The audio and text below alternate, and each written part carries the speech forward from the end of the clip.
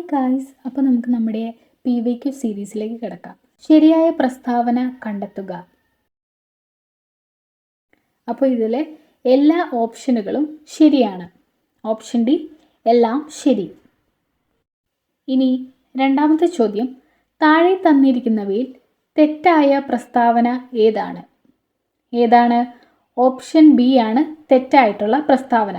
ബാക്കിയുള്ളതെല്ലാം ശരിയാണ്. ഇനി മൂന്നാമത്തെ ചോദ്യം, ഇന്ത്യൻ ഭരണഘടനയിൽ സുപ്രീം കോടതിയുടെ പ്രത്യേക അധികാരമായ ഉദ്ഭവാധികാരത്തെക്കുറിച്ച് പറഞ്ഞിരിക്കുന്ന അനുച്ഛേദം ഏതാണ്?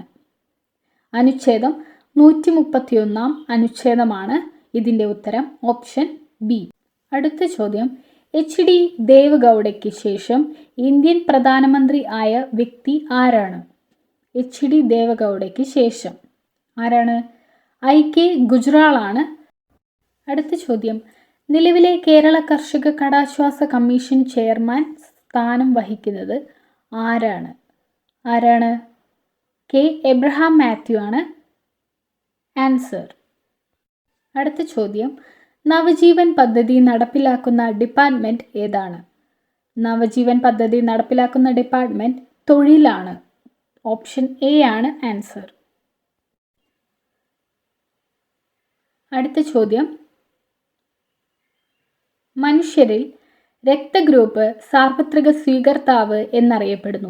ഇതിന് കാരണമായി പറയാവുന്ന ശരിയായ പ്രസ്താവന ഏതാണ്? ഓപ്ഷൻ എ ആണ് ആൻസർ ആയിട്ടുള്ളത്. ചുവന്ന രക്താണുക്കളിൽ A, B എന്നീ ആൻറ്റിജനുകൾ ഉണ്ടായിരിക്കുകയും പ്ലാസ്മയിൽ ആൻറ്റിബോഡികൾ ഇല്ലാതെയും ഇരിക്കുന്നു എന്നതാണ് ആൻസർ വരുന്നത്. ഇനി അടുത്ത ചോദ്യം, മാറാരോഗങ്ങളായ ഹീമോഫീലിയ, അരിവാൾ രോഗം, തലാസീമിയ, സെറിബ്രൽ പാൾസി മുതലായവ ബാധിച്ച് 18 വയസ്സിൽ താഴെയുള്ള കുട്ടികൾക്ക് സൗജന്യ ചികിത്സ ലഭ്യമാക്കുന്ന കേരള സർക്കാർ നടപ്പിലാക്കി വരുന്ന പദ്ധതിയുടെ പേരെന്താണ്? ഓപ്ഷൻ സി താലോലമാണ് ആൻസർ. ഇനി അടുത്ത ചോദ്യം, മനുഷ്യ ശരീരത്തിലെ ഹോർമോണുകളുടെയും അവ ഉൽപ്പാദിപ്പിക്കുന്ന അവയവങ്ങളുടെയും പട്ടികയാണ്. ചേരുംപടി ചേർക്കാനുള്ളൊരു ക്വസ്റ്റ്യനാണ്. അപ്പോൾ അതിൻ്റെ ആൻസർ ഓപ്ഷൻ ഡി ആണ്. ഓപ്ഷൻ എ ഇൻസുലിൻ, ആഗ്നേയഗ്രന്ഥി. ഓപ്ഷൻ ബി റിലാക്സിൻ, അണ്ഡാശയം. ഓപ്ഷൻ സി ഓക്സിറ്റോസിൻ, പീയൂഷഗ്രന്ഥിയായിട്ടും. അതുപോലെ ഓപ്ഷൻ ഡി മെലാറ്റോണിൻ, പീനിയൽ ഗ്രന്ഥിയുമായിട്ടാണ്. അടുത്ത ചോദ്യം, ഒരു ബസ്സിൽ റിയർ വ്യൂ മിറർ ആയിട്ട് ഉപയോഗിച്ചിരിക്കുന്ന കോൺവെക്സ് ദർപ്പണത്തിൻ്റെ ഫോക്കസ് ദൂരം 0.6 മീറ്ററാണ്. ഇതിൻ്റെ വക്രത ആരം നിർണ്ണയിക്കുക. ഇതിൻ്റെ ആൻസർ ഓപ്ഷൻ സി 1.2 മീറ്ററാണ്. ഇനി അടുത്ത ചോദ്യം, മനുഷ്യ ശരീരത്തിൻ്റെ സാധാരണ താപനില 37 ഡിഗ്രി സെൽഷ്യസ് ആണ്. ഇതിന് സമാനമായ ഫാരൻഹീറ്റ് സ്കെയിൽ താപനില എത്രയായിരിക്കും? ഇതിൻ്റെ answer 98.6 degree Fahrenheit. Option B ആണ് ആൻസർ ആയിട്ട് വരുന്നത്. അടുത്ത ചോദ്യം, ലോകത്തിലെ ആദ്യത്തെ ബഹിരാകാശ വിനോദസഞ്ചാരി ആരാണ്? Option D Dennis Tito. അടുത്ത ചോദ്യം, താഴെ കൊടുത്തിരിക്കുന്ന പ്രസ്താവനകളിൽ സംക്രമണ മൂലകങ്ങളുടെ സവിശേഷത അല്ലാത്തത് ഏതാണ്? ഓപ്ഷൻ സി മൂന്നാമത്തെയാണ്. ബാക്കിയെല്ലാ പ്രസ്താവനകളും ശരിയാണ്.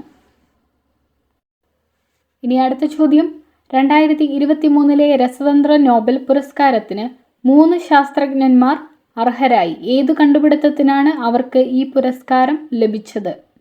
അതിൻ്റെ ആൻസർ ഓപ്ഷൻ ഡി ആണ്.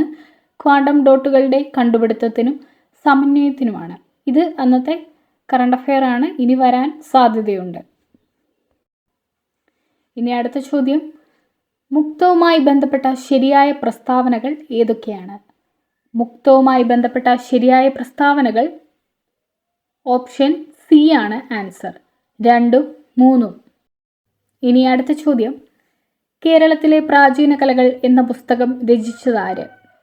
കേരളത്തിലെ പ്രാചീന കലകൾ എന്ന പുസ്തകം രചിച്ചത് ഓപ്ഷൻ എ പ്രൊഫസർ അമ്പലപ്പുഴ രാമവർമ്മയാണ്. ഫോക്ലോർ അക്കാദമിയുമായി ബന്ധപ്പെട്ട ശരിയായ പ്രസ്താവനകൾ ഏവ? ഓപ്ഷൻ ഡി 1ഉം 2ഉമാണ് ശരി. കണ്ണൂർ ജില്ലയിൽ സ്ഥിതി ചെയ്യുന്നു. ശ്രീ OS ഉണ്ണികൃഷ്ണൻ ചെയർമാനാണ്. ഓക്കെ, അപ്പോൾ ഇന്നത്തെ ക്വസ്റ്റ്യൻസ് എല്ലാം അവസാനിച്ചു. ഇനി മറ്റൊരു വീഡിയോയുമായിട്ട് പിന്നീട് വരാം.